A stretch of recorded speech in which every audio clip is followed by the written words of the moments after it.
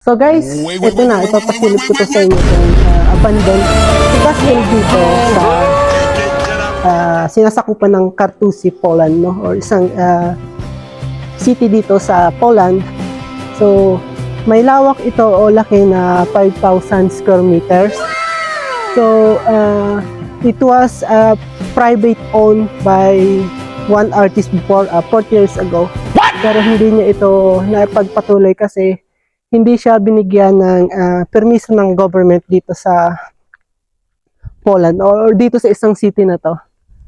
So sa ngayon, according to some history or istorya na for the future gagawin itong isang hotel dito sa Kartuzy sa pagmamay-ari ng city government dito. So kung makikita nyo naman, di ba?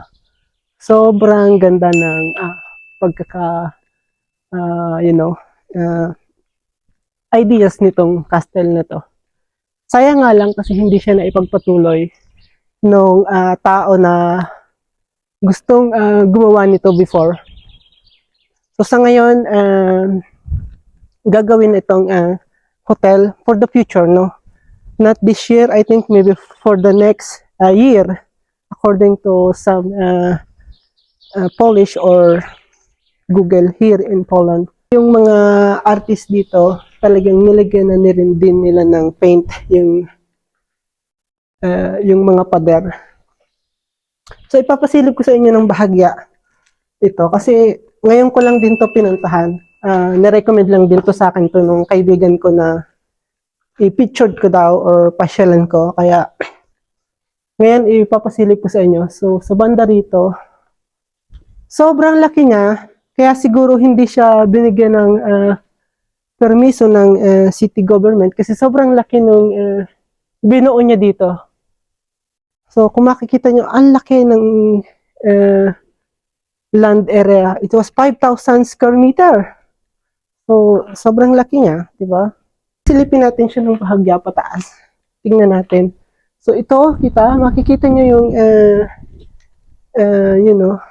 yung tabi niya, meron siyang tawag natin dyan isapa-sapa. Pero malaking pera siguro yung nilaan niya dito para mabuo niya ito. Sayang nga lang kasi hindi niya naipagpatuloy, di ba?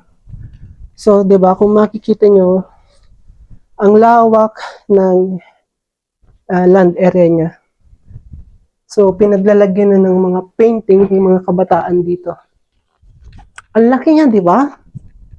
Nakaka-amaze naman kasi hindi niya naipagpatuloy itong project na to. So, sabi nung kaibigan ko, isang artist daw itong gumawa nito or gustong magkaroon ng private castle. Kaso, hindi nga lang niya natapos dahil hindi siya nabigyan ng permiso. So medyo may kalayuan nga lang ito para doon sa mga kababayan ko or sa mga Pilipino na nandito sa Tri-City. Medyo may kalayuan talaga to sa Tri-City, guys. Or para doon sa mga kaibigan ko na nandito sa Poland or sa Tri-City.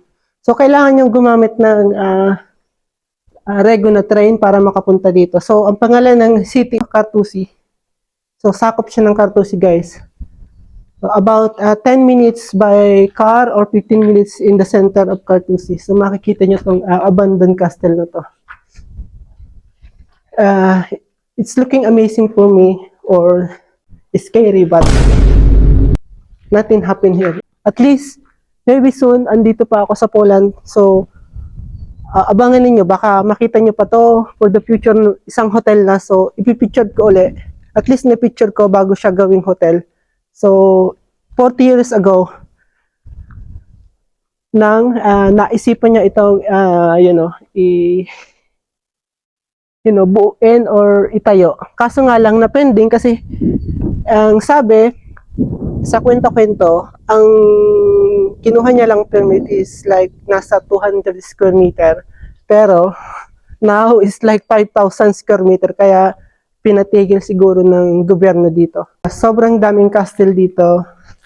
Marami ring mga artistic na tao dito, mga inventor dito sa Poland. So hanggang dito muna yung pagpapakita ko nitong abandoned castle dito sa Cartusi.